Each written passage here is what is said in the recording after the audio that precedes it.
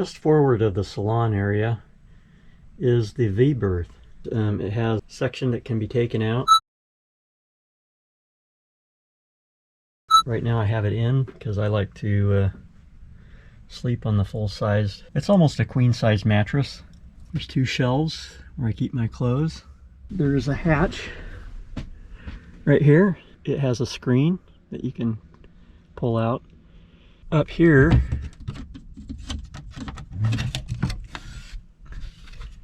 chain locker, two roads. Right in the middle there is a partition that keeps the two roads from tangling with each other. Anchor locker drains directly to the bilge. As you can see, it's a really beautiful V-berth because of all the teak, including the sides. There is a 1/4 inch space between these boards and the side of the hull. That allows any condensation to run harmlessly behind it and down into the bilge. And it helps keep your sheets and blankets dry. Got a couple of lamps. This is where the door raids vent into.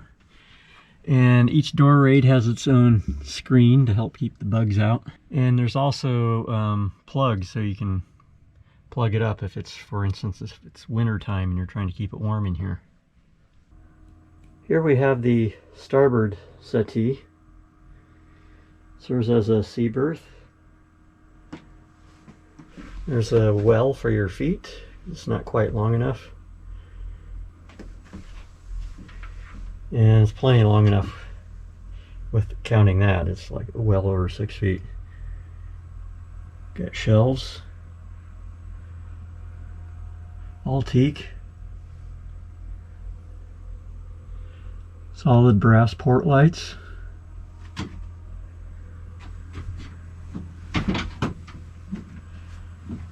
And here we have a liquor cabinet and some shelves. Also behind the settee is storage. Underneath is, I believe it's a 25-gallon tank for water. It's midship rather than carrying all the weight forward. So they gave up some storage underneath of the settee to make the boat more seaworthy. Got a halogen reading light and an overhead light, handholds. And I have the cushion removed from the port side settee. So you can see that there's a lee cloth here.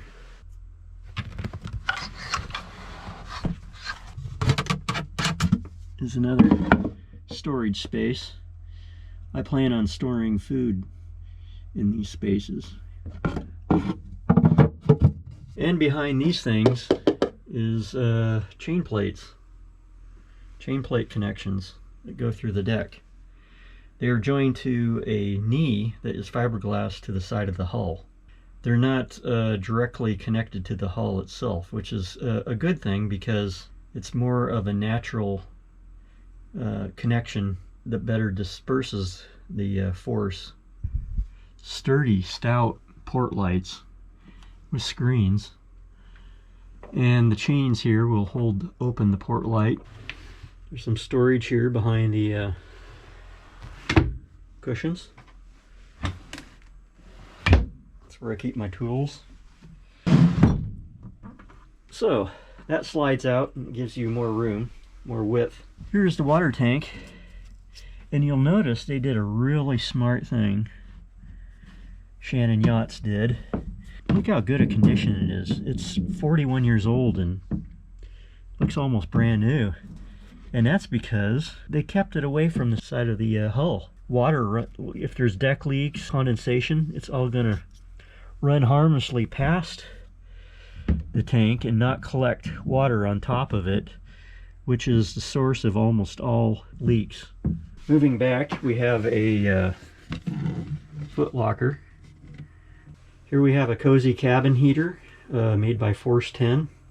I don't think they make these anymore. It's a kerosene heater. Stainless steel stack. You notice these kerosene heaters, they don't need a very big, you don't need a gigantic hole in your deck to let it escape. So, and that's where the kerosene tank lives, is inside this hanging locker. This is where I hang up all my coat. Up here is another little shelf you can put stuff.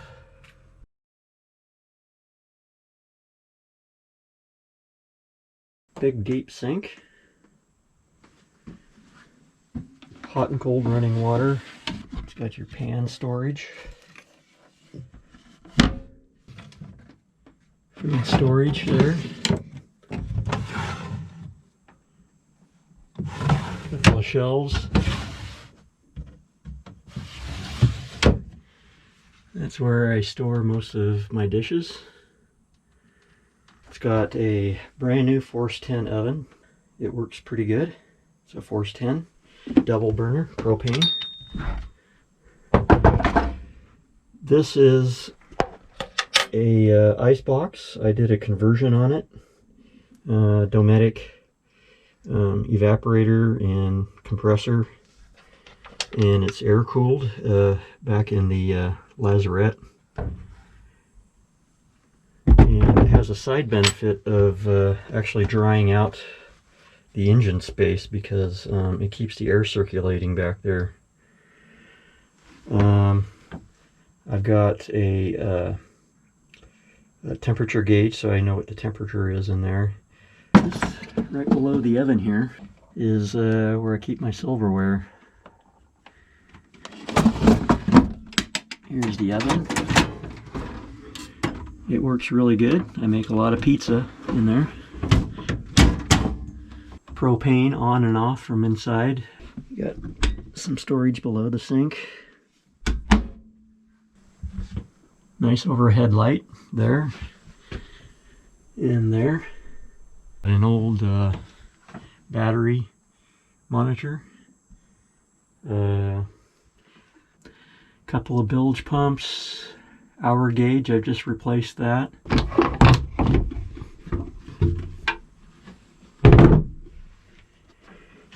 Here's the electrical panel. I've got AC with an AC battery charger, a really good one.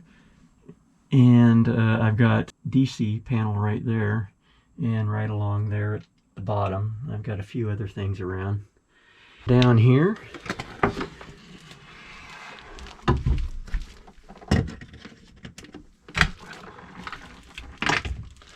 is the engine. So it's got pretty easy access, and it's a 15 horsepower Yanmar. It works great. It's in kind of a tight space, but you can also access it from over there, from the port lazarette, and from the starboard lazarette. Over there, that panel is removed, so you just climb down into the lazarette, and you've got side access and back access. The only spot I've experienced it being pretty tight is trying to get oil in this cap up there when I put in new oil, because the ceiling is pretty low. Here's a couple of batteries. I have two more in the starboard lazarette. So it's got 400 amp hour of lead acid batteries divided up into two banks. This is the tankage manifold. I got a port tank and a starboard tank and a bow tank, and I can control which ones are open and which ones are closed from right here in the floor of the galley.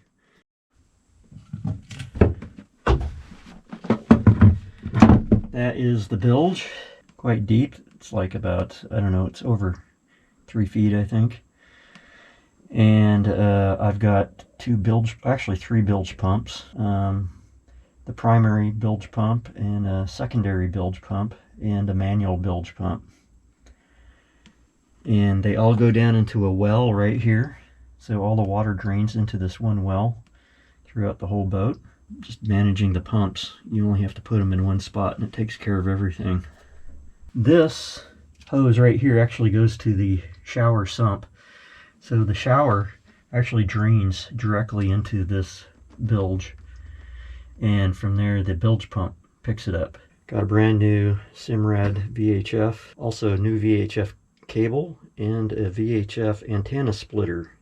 The reason I got the antenna splitter is because here in the wire closet, I've just installed this Smart AIS system. It's AIS plus it has its own Wi-Fi in it, so I can connect my laptop to it anywhere on the boat and have AIS, plus I can have my depth and my GPS coordinates passed to my laptop using this. And so that allows me to have pretty much a complete nav system through Wi-Fi. So this is the navigation wire closet. So this is the back side of the navigation instruments you see in the cockpit. And I'm standing in the galley. A little bit more about this AIS system. This has a GPS antenna connected to it, and I could feed those GPS coordinates through the Wi-Fi to my laptop. So I'm using OpenCPN as my chart plotter on my laptop. I have a wireless nav system using just my laptop, which has a touch screen, so I can control it with my fingers as well. And I can also use my cell phone to connect to that. And I've got OpenCPN, the cell phone version. I have a depth sounder in addition to the wind speed indicator. And that's about it. And I also have an autopilot. So, oh yeah, I almost forgot. I can send from the laptop, I can send my coordinates that I've got mapped out in the chart plotter to this AIS system. I haven't tried it yet, but that's I'm gonna try it. That's my AIS on and off, and alarm silencer and alarm. So I don't need to have the laptop going to be alerted and to silence the alarm. And if I want to go into stealth mode, all I have to do is hit that off button. This is where the head is at. It's in a pretty valuable piece of real estate right amidship, where there's the least amount of movement, and it has quite a bit of space for a 28-foot boat devoted to it, which is one of the things that makes this boat livable. It has a handheld shower that doubles as the kitchen faucet, or not, the bathroom faucet.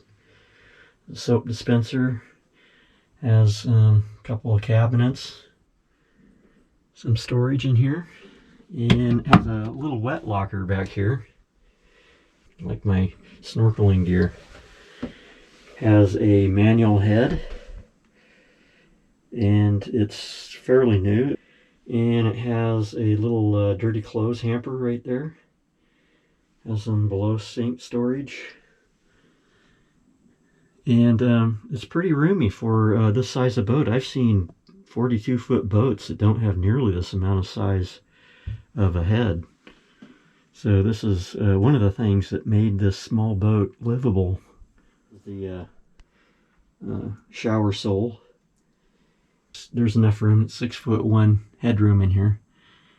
And there's a shower curtain to keep it away from the door. And toilet paper's safe because it's stored right in there.